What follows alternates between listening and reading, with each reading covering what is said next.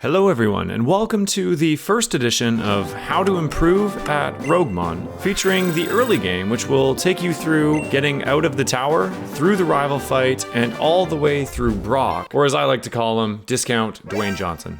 Today we're going to look at the strategy in the rival fight, choosing between the adopted balls versus using the 5 provided Pokeballs from Oak for pivoting, the BST and stat distribution and ability of your selected Pokemon and why that's important, what to look for in a current moveset and Learnset, and how quickly those Pokemon learn moves, the expected EVO BST and stat gain potential of each Pokemon, the first prize that's given to you by the scientist, and as well as when you should heal outside of battle, the forest grind, and lastly, Brock and how you should strategize that fight. So let's jump right into it. First thing, right out of the tower when you randomize your seed, you get right into a rival fight. Now this is fairly straightforward.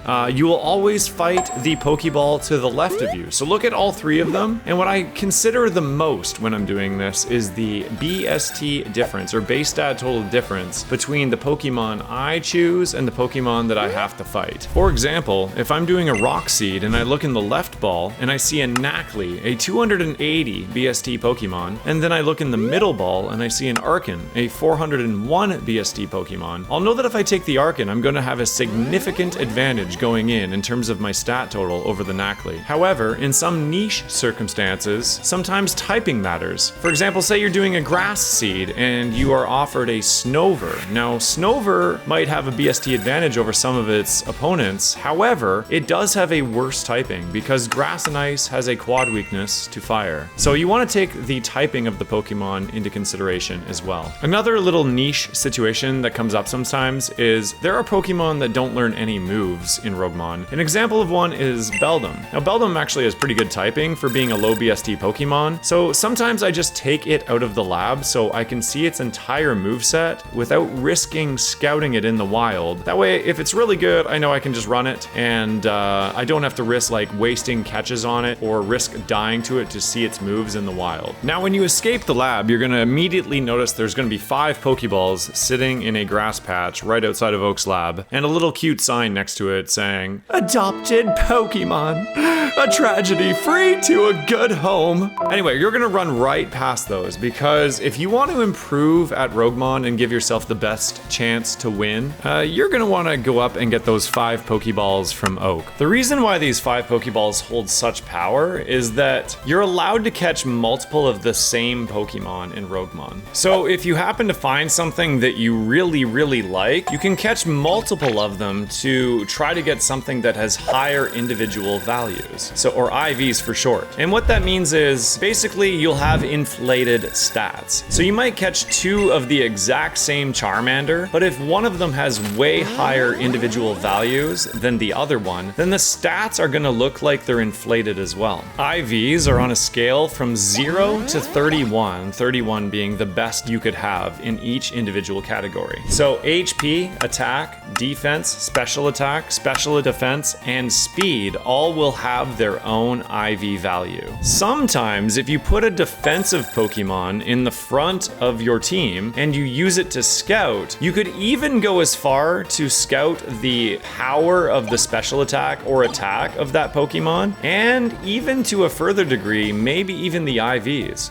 Like take the Charmander example. If a Charmander hits me for 5 damage with an Ember, and then I get into another encounter with a different Charmander, and that one uses Ember, and it hits me for 7, well, then I know that the IVs on the second Charmander must be pretty good. Either that, or I have a favorable nature. But very quickly, this is going to be the first video in a series of videos highlighting tips and tricks to get better at the game mode. So if this is something that is of interest to you, make sure you like the video, subscribe to the channel, and turn on your notifications so that you get notified when I release new content. Now, as you start catching Pokemon, you're going to want to start to examine the BST stats spread and ability of the Pokemon. The way I like to think of it is the BST of the Pokemon is like a bowl, where the bigger the bowl, it is more representative of how many base stats you have. The stat spread distribution of the Pokemon is like the ice cream. So if you have a really big bowl, you can fit a lot more ice cream or stat distribution inside of it. So you can expect to see more variance, more strength. Pokemon are gonna look better if they have more BST, just like a dessert looks better if it has more ice cream. Lastly, the ability is just like the cherry on top. It doesn't make or break a Pokemon in most situations, but it can make it look a hell of a lot better. If you manage to pull off all three, well, you got yourself a nice little dessert there. So the BST and the stat spread kind of go hand in hand. The stat spread can only really be as good as the amount of BST that's able to go into it. So you gotta be more picky if you're trying to run a higher BST mon. Think of it like this. If you have a 300 BST Pokemon, it only has that many stats to go around. So if I'm gonna try to run one of these, I kind of aim for around 2 times my level in my preferred stats. Now, if you're a 400 plus BST Pokemon, well, you've got a lot more stats to work with, but you also stand to gain a lot less stats. So I think you should be more picky about your stat spread distribution if you're going to try to run one of these Pokemon. You should probably aim for around 2.5 to 3 times your level in your most preferred stats. So Croz, what are the more preferred stats? Well, you always want at least one high attacking stat. That doesn't mean it has to just be one. Mixed attackers are totally viable, but your attack, your special attack, and your speed. Now, it isn't the be all and end all. It is possible to win if you don't have perfect stat distribution. However, in an ideal world, this is kind of a good starting point in what you're looking for. Another thing to consider is you want to have a pretty good defense stat in your more vulnerable defense. Take ground type and water type as an example. Both of these types only have weaknesses to special moves. Water is weak to grass and electric, and ground is weak to grass, water, and ice. In Roguemon, specifically this version in Generation 3, all of those moves are special moves. So if you're running a ground Pokemon or a water Pokemon, it's more important that you have a higher special defense stat than a physical defense stat. This isn't like a golden rule that has to be true, but it will help you succeed more often than not. I also just want to briefly touch on the abilities. There are some abilities in Roguemon that are more beneficial to see than others. So right away, if you are able to find a Pokemon with Trace, because the game does announce to you when a Pokemon has Trace, this is a very, very good first catch. It allows you to see the abilities of every other scoutable Pokemon in the grass and the forest. From there, you wanted to start looking for the overpowered stuff. Even if you can't find Trace, there are some abilities that show themselves right when you get in the encounter. Ones I like to look for are Speed Boost, Intimidate, Compound Eyes, Serene Grace, Inner Focus to prevent flinching, and even in niche situations, things like Weather show themselves, and those can be helpful as well. They can mitigate your weakness, or, you know, maybe you have Weather Ball. Knowledge is power, so if you know your ability before you waste or use a catch on a Pokemon, it can help you get a better one to start out. Now, since I went with the ice cream metaphor, I guess I'll just keep rolling with it, but no good Pokemon can exist without moves. So let's just think of the moves as the toppings that go on your sundae, I guess. Now, my personal rule is I like to, at minimum, have 2 usable moves in my best attacking stat when I'm starting out. If it's a mixed attacker, then just 2 good moves is fine.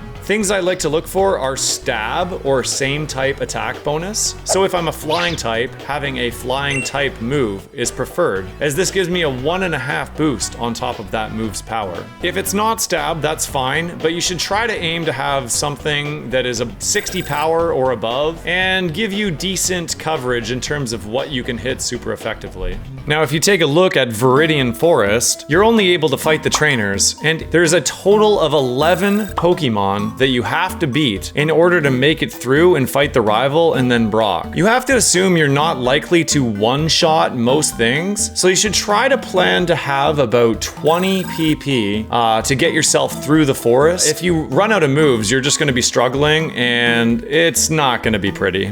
Now this is why Learnset is also quite important. When you catch a mon, you wanna consider how many moves does it learn by the time it gets to Brock. Now you're normally gonna be fighting Brock at level 20, and most Pokemon learn 3 or 4 moves. So if you're starting out with my, patented only 2 good moves, what is the probability that I'm going to learn another move to help me before I get to Brock? These are the kind of questions that I like to ask myself. Now there are a few moves that I wanted to just quickly go over that are generally considered fairly weak in a Pokemon run, that are actually pretty good in a Roguemon run, especially in the beginning of the game. The first may be the most obvious, but it's Dragon Rage. Now Dragon Rage just does a flat 40 damage regardless of anything. The only thing that can stop that 40 damage from coming in is just being a fairy type. Yes, fairy type is tremendously overpowered. Kind of in the same breath as Dragon Rage, you have any move that just does flat damage. Generally these are pretty weak, but in Roguemon you're only fighting babies and they're pretty strong. Think of things like Sonic Boom, Seismic Toss, anything that just does flat damage, because in the forest, you're only fighting things that are level 10 to 15, and usually they don't have more than 50 HP. So just chipping away at them consistently is actually fairly effective. Other moves that may be overlooked that are effective in the early game are high-powered moves, even if they have only 5 PP, or even a recharge turn. Sometimes you just need to have a nuclear strike like Hydro Cannon or Frenzy Plant just to get a mon off of the screen that's becoming a problem. Now this is something that is worth talking about, but not necessarily a requirement to play and or win, and that is you might want to consider the expected BST of your evolution, or just how many stats you stand to gain if you actually successfully make it to the evolution of the Pokemon. Now if you remember back to when I was talking about the BST stat distribution Sunday thing, well, that's sort of what I mean, is like if you're starting as a high BST Pokemon, say like 450 BST, say like a Girafarig, you don't really stand to gain that many more stats. In fact, Girafarig just seems to have this curse where it just loves to evolve into something that's like 485. So if you took a Girafarig that has suboptimal stat distribution, you are only gonna get like 35 to 50, maybe if you're lucky, like 75 more stats put on top, and you're not really gonna improve that much. That's why it's so important to choose a really good starting Pokemon. By the same token, mons that are very, very low BST may be more volatile, and they may get a completely random stat distribution gain, but they are going to gain a lot of stats. So they don't have to be perfect when they're starting out, and you might have to get a little bit lucky, but yeah, I mean, they stand to gain a lot of stats. I think the best example of this is Riolu. Riolu is only a 285 BST Pokemon, but it's expected to evolve into a Pokemon that's around 525 BST, that of Lucario. So you're gonna gain like 250 or 300 stats on top of what Riolu already has, so you don't really know what it's gonna end up looking like in the end. So if you take like Riolu, or even like Caterpie, Wurmple, things that are really low BST, it's almost better to prioritize just getting a good move set, something strong enough, something that has high power, a couple moves that have high power, just to get you through the forest and get to your evolution. That's all you really need in these situations. That, and maybe a little bit of luck on the evolution too. Now let's take a second to look at the first prize offerings to you by the scientist in the forest. Now the strength of these is in large part subjective, and I base what I take mostly the first 3 items that I find in the forest, and the one in Viridian City.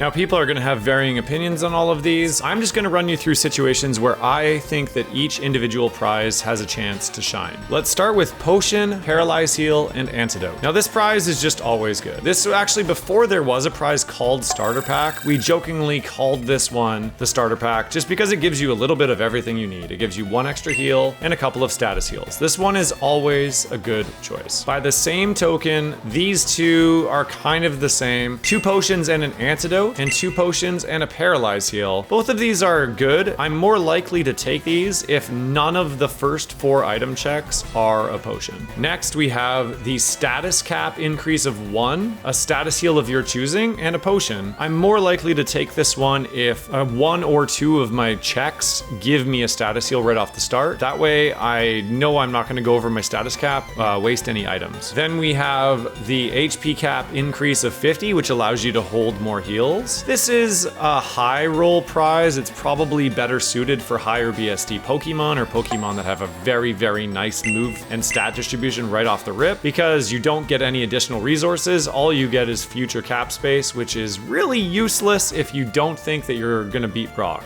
By the same token, you have the Luck Incense. Luck Incense is also going to be useless if you don't beat Brock for the most part. So you're gonna wanna make sure you have a really good Pokemon. Now this item does have the chance to shine if you get going on a run, because you'll notice between Brock and Misty, you have a tough time holding a lot of heals. In often cases, you find yourself throwing heals away, especially max potions and full restores. So if you find one of these insane items early in your run, it's actually pretty nice to have a Luck Incense so you don't immediately lose it. Then we have the 2 XP prizes. We have the 1 potion and the fight 1 Pokemon, or the first encounter on routes 1, 2, and 22. And we have the 5 encounters with no heal in Viridian Forest. Now these 2 are very strong prizes. However, I will say that often I will see players waste resources, especially heals, trying to get this XP, and it ultimately costs them their run. I normally only take the XP prize in 2 situations. 1, I know I have a super effective move against the typing that I'm currently in. So if I'm fighting water Pokemon and I have an electric move on my Mon, I know I can pretty easily get this experience. The second situation is if I have a early Evo, especially level 20, I have to take the experience in order to have any chance to get level 20. Level 18 evolution, I probably am taking the experience too, so I can get to the evolution a little bit faster. Now this one's actually going to be a little bit of a spoiler if this video comes out before my newest balance change, but we have the Berry Juice prize and a full heal combined together. The Berry Juice has been widely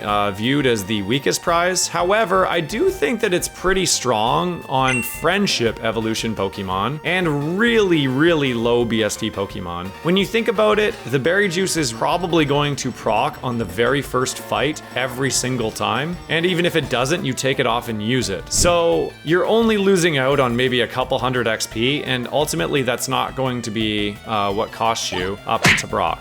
Also, if you're trying to get a friendship evolution done, you're not really concerned as much about your level as you are just about getting to your evolution. So for friendship evos, I actually think the Berry Juice is a very, very strong prize. The last 3 prizes are a little bit newer and updated. First, we have Clairvoyance and the ability to swap 2 prizes. Now, if I take a look at my curse selection for the run, and I notice that I have curses on some of the harder routes. That would be Mount Moon, Route 24 and 25, Rock Tunnel, Silphco, Victory Road, and Cycling Road, I guess, also has to be thrown in there too. If I have a lot of those or multiple of those, the Clairvoyance prize in the potion is pretty interesting to me because I want to have the power to move those curses around such that they aren't going to be so detrimental that I'm going to lose my run or lose out on a ton of experience. So I actually think this prize is pretty valuable, but you have to be able to take it. If you are taking it at the expense of not taking status heals if you need them, it's a lot harder to justify. Then we have the Note Taker prize. I know there's not everybody loves to take notes, but I personally do. I think this prize is best suited for mixed attackers, where you're gonna be constantly testing Pokemon and to see if they have weaker defense or weaker special defense, and how much damage you're doing to them with your prospective moves. So Note Taker becomes a lot stronger when you're not constantly one-shotting things, and you get to learn a little bit about your opponent's stat distributions, because all of these notes will transfer over to the evolutions, Pokemons, and yes, they are only guidelines, but in all situations, having some information is always more powerful than no information. So if I know I'm running a mixed attacker, I'm probably fairly likely to at least consider this. Lastly, we have the newer prize. It's called Starter Pack that gives you a weak move of a random non-stab typing. This is a very strong prize, especially if you don't have 4 good usable moves. It's always nice just to get another move that just does damage. This is an A tier prize, definitely worth considering in most situations, especially if it gives you something that helps your coverage. Now there you go. Now you're set on your journey to beat the 5 Viridian Forest trainers. Now the question always comes up is, when should I heal, Croz? You're allowed to heal outside of battle in Roguemon. When should I heal? Well, here's what I generally think when I'm doing this. The first 3 bug trainers are very, very difficult. They are very close to your level and you have no level advantage. So if I take, I would say 8 or more damage after any fight, I am using a potion outside of battle against these 3. Once I've accumulated some stats and I get a little bit of a level advantage, I'm far less likely to use a heal if I'm only missing a little bit of health and I don't get full value. Status healing should just be done almost liberally. If you get statused, you are almost always going to lose if you don't have a cure for it. So you probably just want to heal that right away if you get poisoned, paralyzed, etc. Now lastly, if you smell... No, I mean, sorry, I couldn't help that. As soon as you finish Viridian Forest and the rival fight, you get Brock. Now because the rules permit any use of any legal item for the Brock fight, you want to take full advantage of this. After you beat the kid in the gym, you want to look in your bag and ask yourself, do I have anything that can help me win this fight? If you have an X attack, or an X special, or an X speed, hell, even an X defend, maybe you have a bright pout, anything at all, you should consider putting that on or using it because you want every advantage possible to try to get through this wall. Now I have taken something that was advised to me many moons ago, that the second Pokemon out on Brock is generally the most scary. Just the way that the AI works, it usually sends out a move that does high power or is super effective to you or gives it some sort of advantage like intimidate, etc. So you should do everything in your power to A, make sure you are as healthy as possible going into the second Pokemon, and B, try to get rid of that Pokemon as quick as you can. If you knock that one down and take out the remaining 4, well, congratulations, you've done it. You've obtained your first badge, and then you get another prize to help you along your way. Hopefully, your journey to your Pokemon's evolution is a merry one and a successful one. This concludes the first edition of How to Improve at Roguemon, the early game. If you found it helpful, make sure you like and comment below, or you could also join the Roguemon Discord. We have a booming community there, and people are always discussing strategy, things that go right, things that go wrong. It's a lot of fun. So until next time, I look forward to chatting with you. All the best and good luck.